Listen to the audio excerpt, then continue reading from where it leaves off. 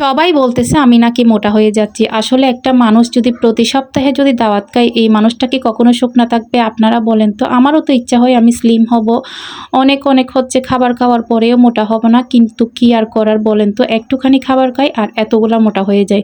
সে জ্বালায় কি বলবো? অনেকগুলা দাওয়াতে যেতে ইচ্ছা করলেও যেতে পারি না। আর হাসব্যান্ডটা পড়ছে এমন, সে কি করে জানেন? প্রতি সপ্তাহে যদি দাওয়াত পড়ে সে আমাকে নিয়ে চলে যাবে। আর প্রত্যেকটা মেয়ের তো ইচ্ছা, আপনারা বলেন না, যে হাসব্যান্ডের সাথে ঘোরাঘুরি করবে, মানে হাজব্যান্ডের সাথে টাইম স্পেন্ড করবে। যেহেতু আমার সেই সুযোগটা আছে, সেজন্য আমি এই সুযোগটা মিস করতে চাই না। আর হাজব্যান্ডের সাথে আমিও চলে যাই, যেহেতু আমারও অনেক ভালো লাগে হাজব্যান্ডের সাথে ঘোরাঘুরি করতে।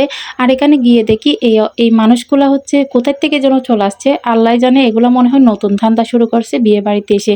যাই হোক, আজকে এসেছিলাম বিয়ে বাড়িতে। মোটামুটি এটা ছিল গায়ে হলুদের অনুষ্ঠান, আর খুবই শান্তশিষ্ট অনুষ্ঠানটা ছিল। মানে আমরা যখন গিয়েছিলাম তখন কোনো একদম হচ্ছে গ্যাদারিং ছিল না। আমরা যাওয়ার সাথে সাথে হচ্ছে খাবার টেবিলে বসে যেতে পেরেছি। আর বিয়েটা ছিল অসম্ভব সুন্দর, ডেকোরেশনগুলো হচ্ছে না বললে নয়। আমি তেমন একটা ভিডিও করতে পারি নাই যদিও বা, তো এতটুকুই করলাম। আর হচ্ছে আমরা যাওয়ার সাথে সাথে খেতে বসে গেছি। খাওয়ারটা কি বলবো ভাই, খাওয়া দিয়ে যদি আপনাদের বলি, যত বলি ততই কম হবে। হচ্ছে গরুর বিরিয়ানি আর ছিল নলির ঝোল। নলির ঝোলটা না বিরিয়ানির থেকেও মজা লাগতেছে। কি আজব ব্যাপার ভাই, এমন কেন? হচ্ছে বিয়ে বাড়িতে গেলে হচ্ছে খাবার দাবার একটু কমাই খাবো, তা না, গেলে হচ্ছে উল্টা আরো 2 প্লেট খেয়ে চলে আসি। তারপর হচ্ছে আমার ওজনটাও বেড়ে যায়।